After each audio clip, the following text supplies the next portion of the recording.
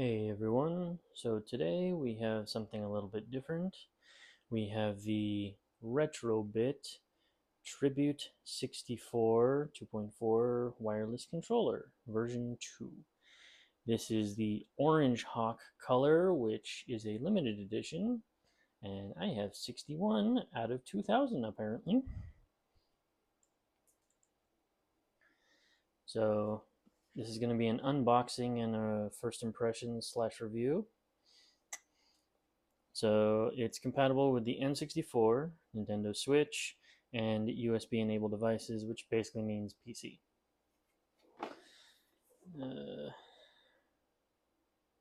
yeah, we got the receivers. It's got rumble.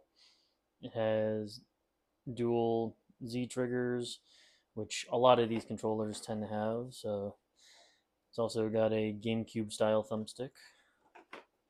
Let's pop it open. All right, so I just opened this.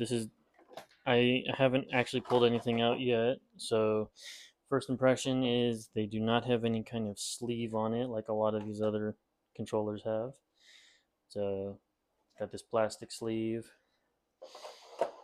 Comes with a pretty standard USB C to USB A. And then there's the, what is this, instruction manual. Wasn't sure if it was going to say instruction or quick start guide. Looks pretty standard. Alright, so here's the controller. First impressions is it's I don't know if I would say it's the most premium feeling, but it's also not super cheap feeling. Buttons are pretty close to the original. D-pad is smaller than the original, I believe. I have a regular controller for comparison. I'll just grab that in a second. It's pretty comfortable. A lot of games that use triggers, this feels pretty good. It does not click in, but again, I have never found a game where clicking in does something, so not that big a deal. So let me just grab this. So this is my standard N64 controller with a thumbstick that I switched out. Buttons, pretty similar. So the buttons are pretty good. Oh, that feels super different. Okay, so this one's not the same. And these are not labeled, so I don't actually know what these do. Sorry. Let's see. Oh, that's not English. Home and select. Oh, okay, so this is for if you're using it on the Switch or PC. This means these buttons are useless when you're using the N64 functionality. So we got these removed before use. Before operating, you must position the mode switch to memory or rumble. Oh, okay. Okay, so M for memory, R for rumble, I guess. And then has a plug, I assume, so that you can update it if it needs some kind of firmware. Although, is that micro USB? Why do you have a USB cable that's USB C? I assume it's for charging that. Why isn't that USB C as well? It's kind of weird. Oh, that came off pretty easy. Looks kind of shallow. Should have grabbed a memory card. This one? No. Alright, so I grabbed this. This is the dongle for the Retro Fighters controller. Let's pull this out. Yes, it is not flush. Interesting. That's a choice. Honestly, it's the first one of these I've gotten where it's not the same size as this. So the one for this is the Admiral. The dongle is pretty similar to this one, so it's actually interesting that they're not the same size. Curious. Wonder why they chose that. I maybe save on plastic or something. Who knows? Uh, so yeah, so that actually sticks out a little, which I was not expecting, but interesting all the same. And then, like a lot of the Retro Fighter controllers, comes with the USB for if you want to play on Switch or PC. So Switch, PC, and 64. Let me put this back in here.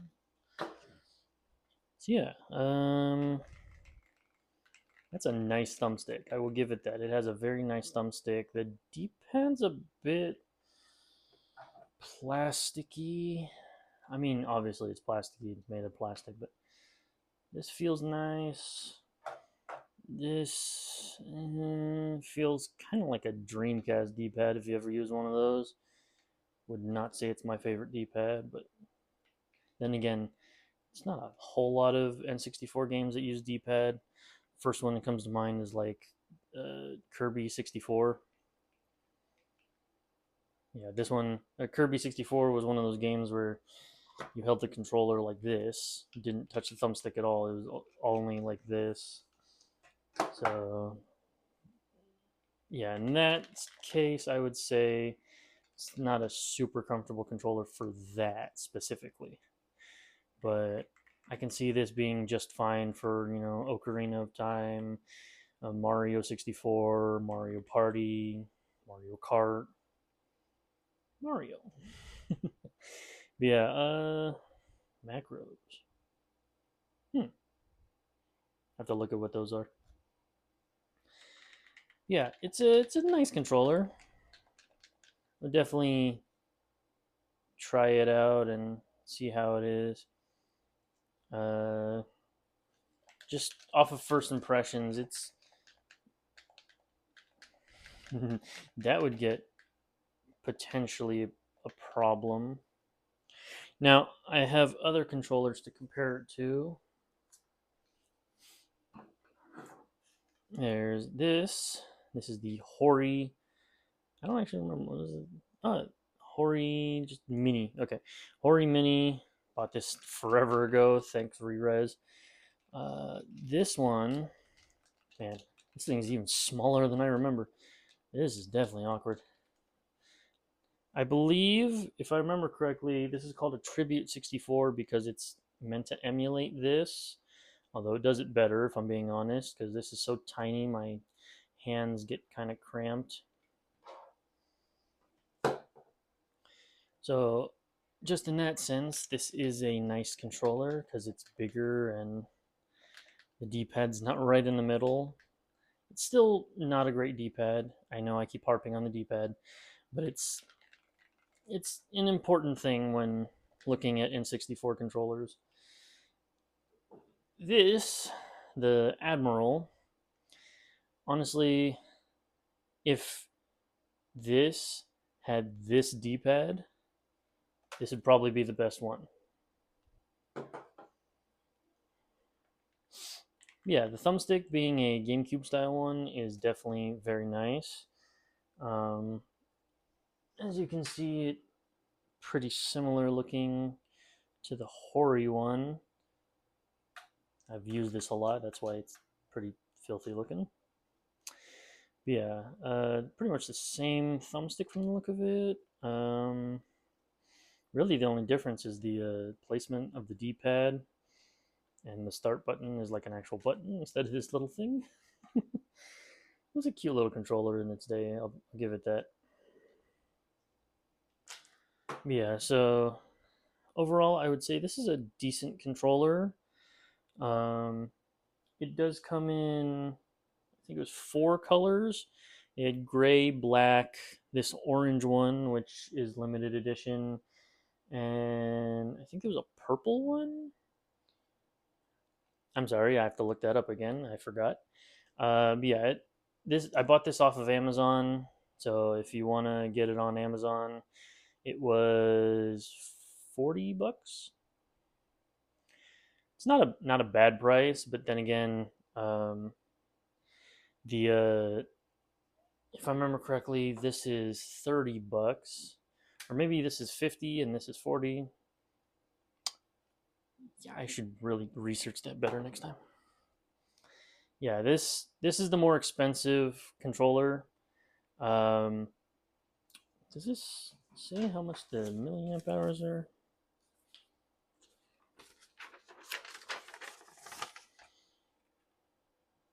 Mm,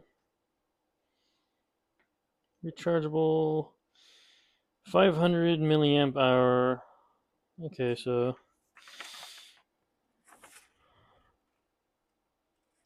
does not seem to say.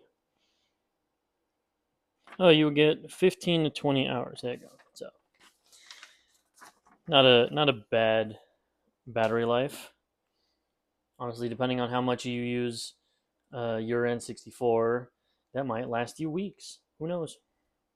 Personally, I am only able to play about 2 hours a day, so this could last me a couple weeks. So yeah, it's a nice controller. This feels awkward, but I don't really care about that. I'm not a huge fan of these, I'll be honest. They don't feel terrible, but even compared to this thing, which I also didn't really like, I actually prefer these. Um, they're kind of small and they have that weird like PS3, not really a trigger, but trying to be a trigger kind of feel. Yeah. Overall, I would say it's not a bad controller. Uh, it's a little more expensive than I would prefer, but it is cheaper than a Retro Fighter brawler. Um, but it's more expensive than one of these. So if you want one of these, I would say they are worth it. If you want something a little nicer feeling, I will have a review on the Retro Fighter Brawler 64 Pro when that gets to me in the next week or so. All right, have a good one.